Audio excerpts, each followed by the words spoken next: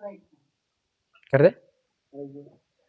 जय जोहार, केम छो बधा? આપણે આજના વ્લોગની અંદર બનાવું કે મારે ઘરની અંદર પાનગાની અંદર પૂજનમાં ચિત્ર દોરવામાં આવે તો એ ચિત્રોની અંદર એન્ડ સુધી બન્યા રહેજો અને મારું ઘરનું જે ચિત્ર છે તમને બતાવીશ અને આદિવાસી સંસ્કૃતિ એટલે કે અમારી જે પેઢી દર દ્વારા આગળ લોકો અને બાપદાદા કરી લાવ્યા છે એના દ્વારા અમને અલગ અલગ ચિત્ર જોવા મળશે. તો એન્ડ સુધી વ્લોગમાં બન્યા રહેજો. હું તમને બતાવું છું મારા ઘરનો નજારો.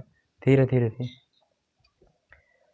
આ બધું છે અલગ અલગ પ્રકારનું, જેથી કરીને આમાં વધારે આપણને સમજ નથી પડતી, કેમ કે આ બાપદાદાઓના દ્વારા શીખવું પડે છે કે આમાં શું હોય છે અને કયો જે ચિત્ર છે શું દર્શાવવા માંગે છે. એ આપણા જે બાપદાદાઓ છે ને એના માધ્યમથી જ આપણને ખબર પડી શકે છે કે આમાં શું અને કેવી વસ્તુ શું દર્શાવવા માંગે છે. પીલપા હા એન્ડ સુધી બની રહેજો, બધું જોવા મળશે. અહીંયા આવજો.